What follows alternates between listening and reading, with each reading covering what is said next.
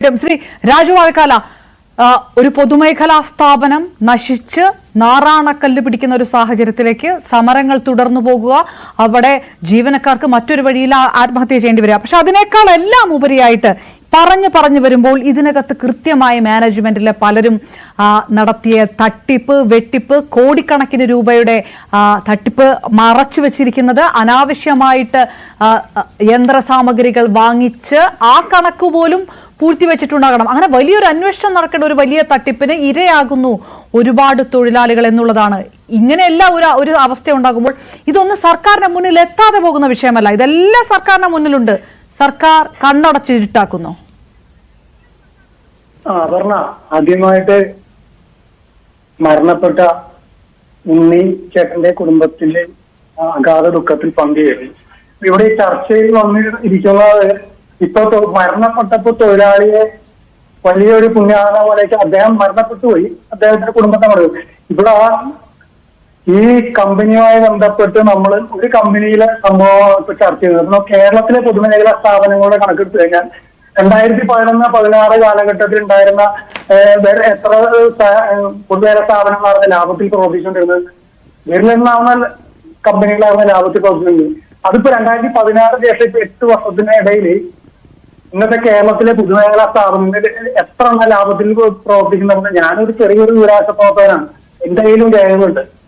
നമ്മുടെ തൊട്ടടുത്തുള്ള ആലുവയിലെ ഫിറ്റും അതുപോലെ വെച്ചുള്ള എത്രയോ കമ്പനികൾ ലാഭത്തിലേക്ക് കൊണ്ടുപോയി അത് നല്ല രീതിയിൽ മുന്നോട്ട് വന്നു. ഇപ്പൊ തൊഴിലാളികളുടെ എന്തെങ്കിലും വിഷയം വരുമ്പോൾ അവിടെ തൊഴിലാളി സമരം ചെയ്ത് തൊഴിലാളി സംഘടനയുള്ള നേതാക്കന്മാരെ കുറ്റം പറഞ്ഞുകൊണ്ട് അവർ അടച്ചാക്ഷേപിച്ചുകൊണ്ട് ഇപ്പൊ പറഞ്ഞത് ഇവിടെ ഒന്നും നടക്കുന്നില്ല എന്നുള്ളൊരു ആക്ഷേപമാണ് ഉന്നയിച്ചുകൊണ്ടിരിക്കുന്നത്. ഇത് തിരിച്ചു സംഭവിക്കുമ്പോ അത് തൊഴിലാളി നേതാക്കന്മാരെ കൊടിപിടുത്തവും ഇതൊക്കെ ഒരു പറയുന്നുണ്ടല്ലോ. ഇവിടെ ഈ പറയുന്ന ആൾക്കാരൊക്കെ സ്ഥാപനം നടത്തുന്നവരൊക്കെ സ്ഥാപനത്തിൽ തൊഴിലാളികൾക്ക് കൂലി കൊടുക്കുമ്പോൾ കൂലി കുറയുമ്പോൾ സ്വാഭാവികമായിട്ട് തൊഴിലാളികൾ സമരം ചെയ്യും. അത് കേരളത്തിലുള്ളതാണ്. കേരളത്തിലാണല്ലോ ഇന്ത്യയിലെ ഏറ്റവും കൂടുതൽ തൊഴിലാളികൾക്ക് കൂലി കൊടുക്കുന്ന സ്റ്റേറ്റ് കേരളമാണ്. ഇവിടെ ഒരു അന്യ സംസ്ഥാന തൊഴിലാളികൾക്ക് വേണ്ടി 800 രൂപ ഹെൽപ്പർക്കും 1000 രൂപ വർക്കറും ഉണ്ട്. വർക്കർക്ക് കൂലി കൊടുക്കുന്നു. നമ്മൾ കേരളത്തിനെ വിട്ട് പുറത്തേക്ക് പോയി സ്റ്റേറ്റിലേക്ക് ചെന്ന അവിടുത്തെ കൂലി എത്ര നമുക്കറിയാം.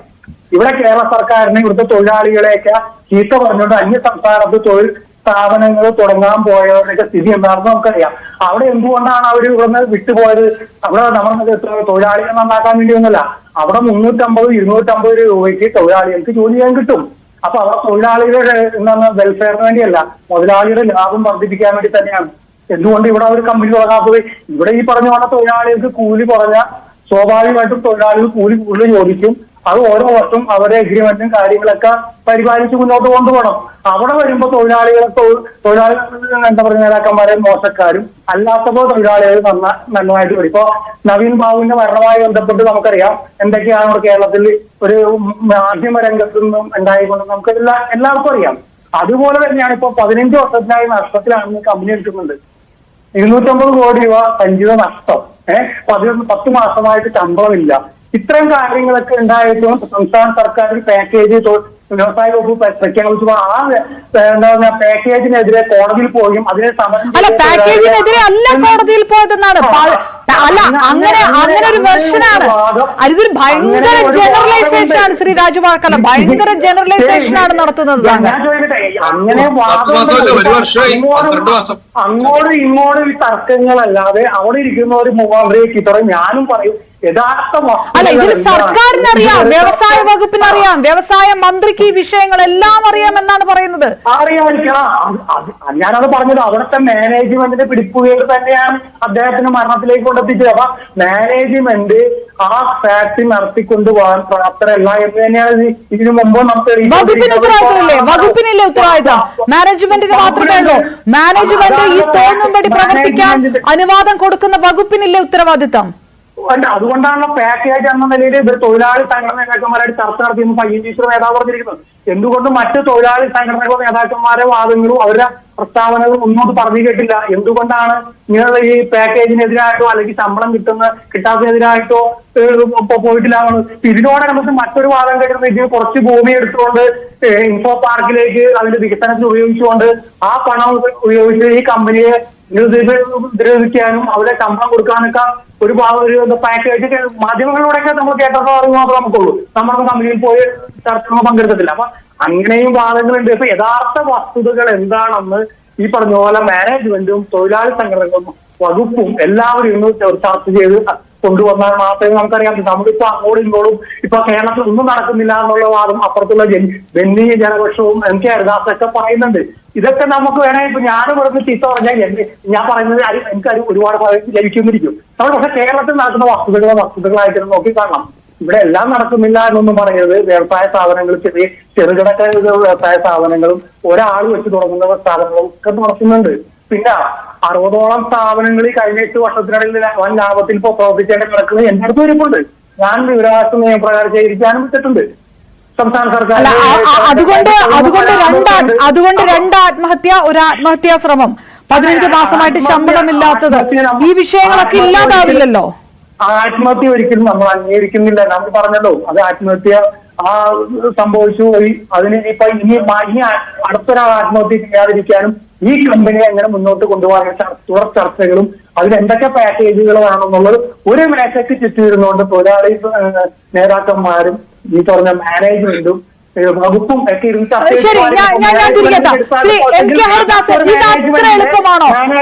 അതെ, ഈ തർക്കമൊന്നും വേണ്ട, എല്ലാവരും ഇരുന്ന് ചർച്ച ചെയ്ത് അന്വേഷണം നടത്തി അങ്ങനെ എളുപ്പമാണോ? ഇപ്പോ നേരത്തെ ശ്രീ TJ വിജു പറയുന്നതനുസരിച്ച് ഈ കമ്പനിയെ ഉയർത്തിക്കൊണ്ടുവരിക വളരെ ബുദ്ധിമുട്ടുള്ള ഒരു വിഷയം മാത്രമല്ല, ഇതിനകത്ത് കൃത്യമായിട്ടുള്ള തട്ടിപ്പും വെട്ടിപ്പും നടന്നിട്ടുണ്ട്. അത് ഉയർന്ന തലത്തിലാണ്.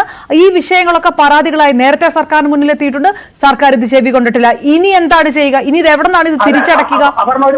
ഒരു കാര്യം കൂടെ ഞാൻ പറയട്ടെ. ഇതിന്റെ പ്രൊഡക്റ്റുകൾ സ്വീകരിക്കുന്നത് ഇലക്ട്രിസിറ്റി ബോർഡാണ്. ഇലക്ട്രിസിറ്റി ബോർഡുകൾക്ക് സാധനം ലഭിക്കുന്നില്ല എന്നാണ് ഇപ്പോൾ അവിടുത്തെ ഇതിന്റെ തൊഴിലാളി നേതാവ് പറയുന്നത്. മറ്റ് തൊഴിൽ സ്ഥാപനങ്ങളൊക്കെ കൂട്ടിപ്പോകുന്നത് എങ്ങനെയാണ്?